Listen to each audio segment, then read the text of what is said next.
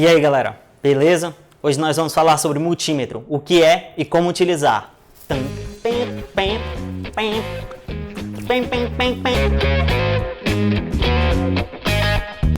Multímetros são aparelhos que medem várias grandezas elétricas. Os multímetros mais comuns medem principalmente tensão, corrente e resistência. Já alguns multímetros mais avançados chegam a medir algumas grandezas específicas, como capacitância, frequência e temperatura. Eles são muito utilizados por técnicos de empresas fornecedoras de energia principalmente, e em laboratórios. A estrutura de um multímetro é bem simples.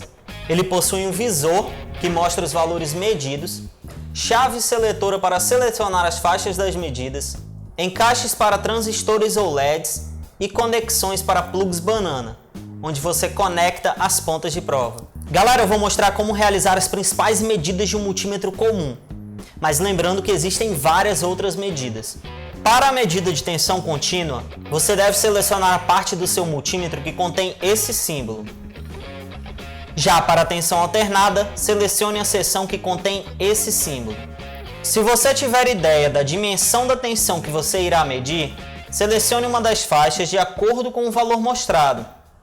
Se você não tem ideia da dimensão do valor, a dica é começar da maior faixa e ir decrescendo até aparecer o valor na tela. Lembrando sempre de respeitar a medida máxima indicada no próprio multímetro. A medida de tensão é feita sempre em paralelo, como vocês podem ver. Basta colocar as pontas de prova em paralelo com a fonte de tensão que você quer medir. Lembrando sempre, vermelho para positivo e preto para negativo. Se você inverter as pontas de prova, o visor mostrará uma tensão negativa. Um dos principais cuidados que você deve ter ao realizar essa medição é segurar as pontas de prova, respeitando o limite indicado. Dessa forma, você evita entrar em contato com o metal das pontas e levar um choque. E verifique sempre a tensão máxima indicada na ponta de prova antes de realizar uma medição. A medida de resistência é feita em paralelo com o que se deseja medir. Selecione a seção do seu multímetro que contém esse símbolo. E mais uma vez, se você não tem ideia da dimensão do valor, a dica é começar da maior faixa e ir decrescendo até aparecer o valor na tela. Lembrando sempre de respeitar a medida máxima indicada no próprio multímetro. Para essa medida de resistência, a ordem das pontas de prova positiva e negativa não faz diferença. Mas atenção, não realize a medida tocando a resistência com as duas mãos, pois senão você estará medindo não só a resistência do objeto, mas também de seu corpo, em paralelo. Segure a resistência com uma mão e com a outra segure apenas a ponta de prova. E claro, nunca realize a medição com a resistência energizada. Certamente você irá danificar o seu multímetro. Para a medida de corrente contínua, você deve selecionar esse símbolo. Para a medida de corrente alternada, esse símbolo. Diferente das anteriores, a medida de corrente é realizada em série com a carga que se deseja fazer a medição. E a mesma sempre deve estar energizada, pois precisaremos do fluxo acontecendo para podermos medir. Como mostrado nesse exemplo, com o multímetro comum, a medida de corrente requer uma interferência direta com o circuito. O ideal mesmo, se possível, é você utilizar um alicate amperímetro. Galera, sobre essa medição tem algumas dicas e cuidados especiais. Primeiro, preste bem atenção nas faixas de medida de corrente.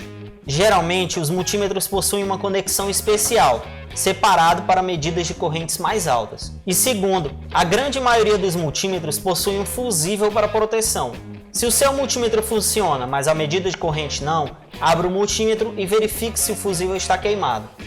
O chamado teste de diodo ou teste de continuidade, que possui esse símbolo, tem na verdade duas funções. A primeira é testar a continuidade ou condutividade de fios, o que é muito útil em instalações elétricas residenciais ou mesmo na eletrônica. Se o fio não estiver partido e com uma condutividade boa, o valor mostrado será 0 e o multímetro apitará. Se o valor mostrado for diferente de 0, significa que o fio está partido ou que o fio está com uma condutividade ruim. A segunda função é testar diodos retificadores.